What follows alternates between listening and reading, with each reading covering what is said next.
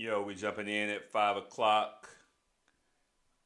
We are doing what we call a simulcast, um, like going on simultaneously for the Leaders Laughing podcast. So we're jumping in on Facebook Live today at 5 p.m. My name is Glenn Thomas, so I'm pleased that you would join us and share with everyone else. We're going to be talking about a huge topic that really is important to me and I hope would be important to you. We're going to be talking about perseverance, and I think it's a really big deal. Let's see.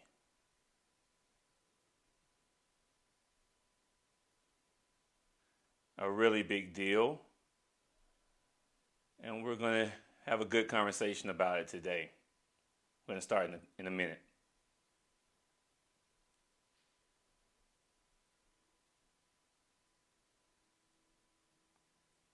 Hey, Dr. B, how you doing, my friend? We're going to start here in a minute.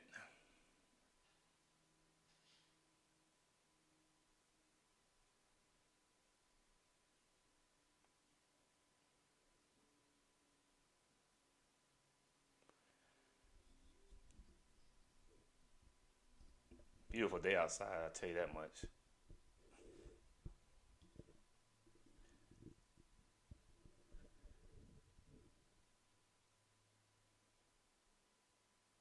Here we go. Hey, Monica, how you doing? Well, it's 5:01 in the. For time's sake, we always want to get started on time. We're going to really kick off. We're doing a lot of now with the podcast, with the Leaders Laughing podcast. We're working on doing video and audio, so we can just transfer it all over to all the platforms. And today, I wanted to jump on and really talk about a topic that is near and dear to my heart, and it's perseverance. And I wanted to really talk from a standpoint of a story, but then one of the exercises, one of the activities that I implore that I think that we all should be engaged in, especially right now, that I actually put myself through a few years ago, and it changed, I think, the course of my life. I want to tell a story about when I decided in college that I was going to pledge a fraternity. Well, and let me give you some context. So before I got to North Carolina Central University back in 1995, that was a long time ago. I was an eighth grader. I was in middle school, right? And in middle school, I had a mentor, and this mentor of mine was a brother. He was a brother of Omega Psi Phi Fraternity Incorporated. And, he was a great guy. My dad didn't live in the home with me, and he would come check on me and my mom and my sister, and he lived around the corner. He had his own family, and he was just like a mentor, a kind of a father figure. And I just looked up to him, and I liked the way he walked. I liked the way he talked. I liked the way he treated us. And I liked the way he just had a presence about himself. And from that point on, in eighth grade and middle school, I wanted to be a brother of Omega Psi Phi Fraternity Incorporated. And so I went through high school, and as I got into high school, and when you get in high school, you start going to college parties, and I remember being in 11th grade, and my friends who were driving, we all went to West Georgia College. They don't even call it West Georgia College anymore. And we went to a party, and the party was thrown by the Omegas. And I remember walking into the party, and I remember thinking, you just walk into a place and you feel at home. I walked into this Omega Psi Phi party at West Georgia College, and I literally beamed up. And I said, you know what? God, you're right. I was meant to be an Omega. It was all of what I was supposed to be. And so, fast forward, I graduated high school and went to college. And I remember coming on the yard. I remember actually attending, going on to North Carolina A&T's yard first on a college tour, and they told me, the Omegas aren't on the yard. And I remember thinking to myself, oh, I can't attend North Carolina A&T because my destiny is to be an Omega, and I must go to a school that actually has a chapter on the yard. I ended up being at North Carolina Central. I said, well, if they have a chapter on the yard, I'm going to go. And so as a freshman, I remember stepping on the yard at North Carolina Central and really having an experience of I'm ready to be a part of Omega. Like, when can I start? And in historically black colleges and universities, you have to be a sophomore. And so, my spring year, I decided, hey, I'm going to go ahead and reach out to guys. I need to let everybody know so the train won't leave me. A little slang term that we use. And, I started engaging with the men of Omega on my yard. Well, I was in the process during my sophomore year of pledging Omega Psi Phi, and I was gung-ho. Everything was about Omega. It was all about reaching that goal that I had deep in my heart. And when it came time to actually formally go through the process, I didn't have the grades. I had failed myself. I had literally failed myself. I had gotten to the point of making Omega, and I had failed myself. And then I realized something. I realized something that was very important. Either I was going to quit, shrink, or I was going to dig back in and figure out what was a priority and focus and move forward. And so a lot of people at that time thought, man, he's never coming back. He's never going to continue this road down towards Omega because it's just too tough. It's too hard. But they just didn't understand something. What they didn't understand was that was inherent in me at that point in my life was that I had always wanted Omega Psi Phi. There was nothing that was going to stop me from becoming an Omega man. It didn't matter. If I had to pledge 4 semesters, 5 semesters, 6 semesters, it was going to happen. And ultimately, I started the process again and went through the formal process of becoming an Omega man. And once I became an Omega man, my line name became Perseverance. And it was because of something that was very clear and very essential during the process, not only of pledging, but of life. Life is critically about persevering, especially when we are faced in uncomfortable uncertainty, when we're faced with tragedy, when we're faced with obstacles that just don't seem like we can overcome them.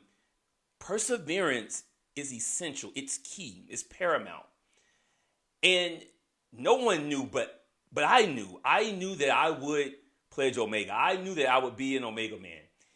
And I share that story in the context of today as we face COVID-19, as many of us are at home with our children, or at home single, or at home unemployed, or at home barely employed, at home trying to figure out what the hell is going on. What are we going to do? How are we going to respond in a time where people are frantic? Information is minuscule. We don't really know.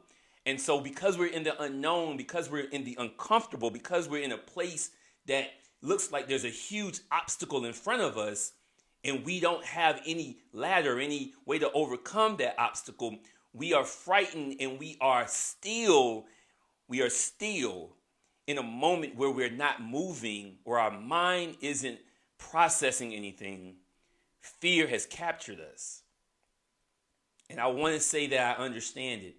I understand the fear. I understand the unknown is challenging for many of us because we are human. But what I wanted to jump on today, and what I wanted to really talk about, was that this is our time. This is the time that we differentiate between those who do and those who don't. Those who persevere and those who will be left behind.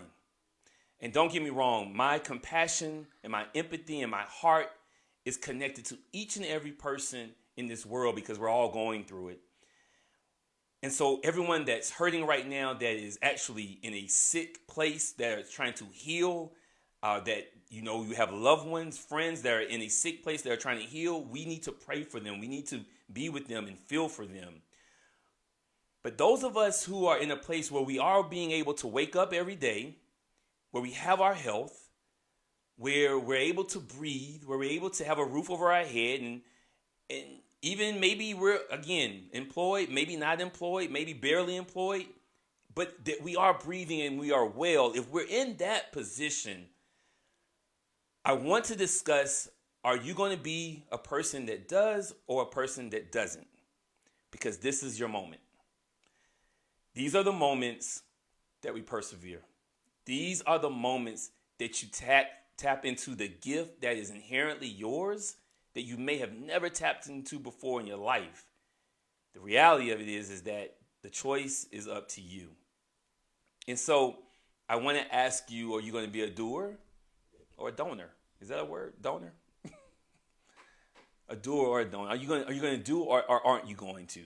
What are you going to do? Are you going to step in or step out? For those of you that want to step in, we'll be a small group, because many of us won't step in because, again, the fear is just too overwhelming. But for those who need to understand or want to understand, how do I activate the gift? How do I tap into something that I really want to do? Each of us has a gift. Your gift could be anything. Many times we get caught up in life, and now life is saying to you, God is saying to us, the circumstances are saying to us, you got some time now. You got some time to think about it. The gift that you have of knitting, or the gift you have of decorating or painting or writing, the gift you have of creating. Maybe you're an artist. Maybe you're a physical therapist, or you like fitness. I don't know what it may be. The gifts are endless. But whatever that gift is, it's an opportunity right now for you to tap into that gift. And so I want to give you an exercise that you can actually activate to really get at the crux of really what's going on with you and your gift and how you can step into it. This is something that I use with every audience, every client that I work with, because it really focuses on getting around the stuff that gets in your way, that gets in your clarity of vision. I want to tap into the core of what you are and your gift is. This is what I want you to do. I want you to take some time. I want you to take around 15 minutes of time, because I know you have it. I want you to take 15 minutes of time, and I want you to write down all the things that bring you joy. Every single thing that brings you joy. It could be anything. It could be, again, you might be a great knitter. You may like to knit. You may like to write. Whatever it may be. You may like to do fitness exercise kind of videos. I don't care what it is. I want you to write those things down.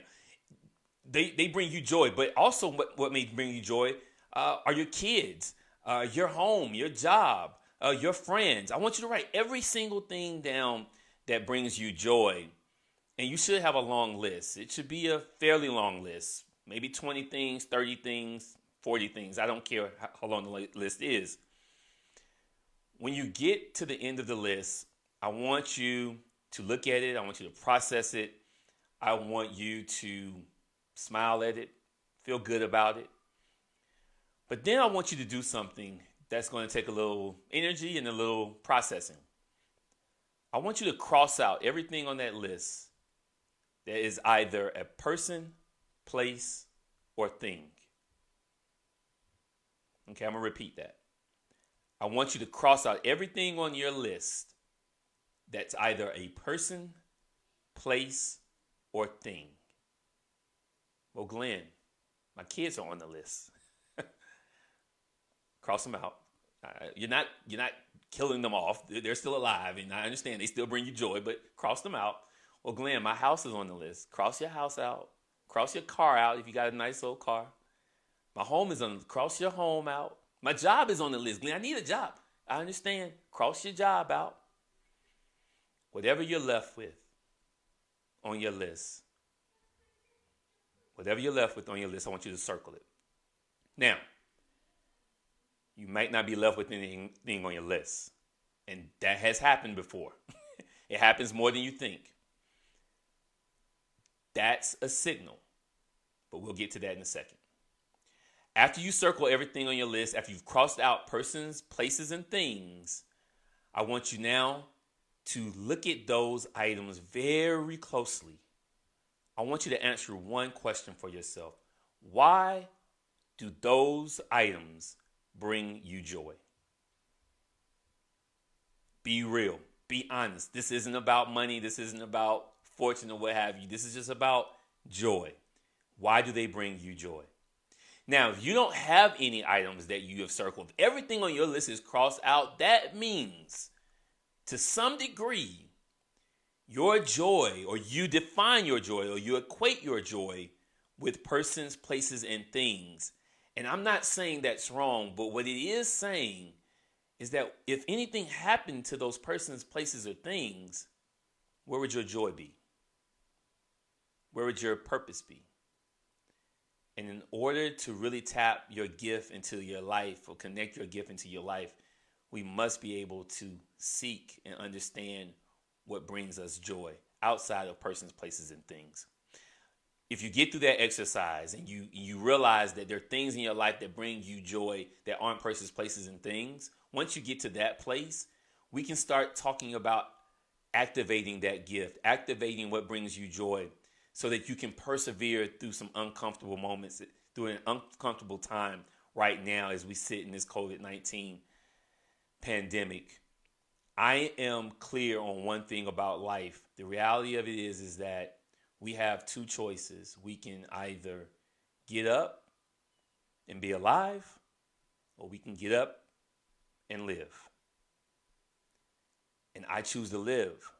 I want you to choose to live. But I want you to choose to live a life of joy and persevere through this moment. Persevering through this moment means activating your gifts and your purpose for what it is, because it is there, sitting right with you. You may have activated it, you may not have, but it's up to you. Are you going to do, or are you going to be a don't? It's totally up to you. This is the promise that we have for our lives. Nothing else is promised, but the promise is that you have a choice to live it or just be alive. And I hope that this whole pandemic, I hope that what has transpired right now in these moments, this uncomfortable place that we're in, I hope it has pushed you right now to a place that just challenges you, that just makes you check in. And if so, that's a God-sent blessing. So I thank you for joining on. I thank you for being here. I thank you for persevering. Till the next time, I appreciate you.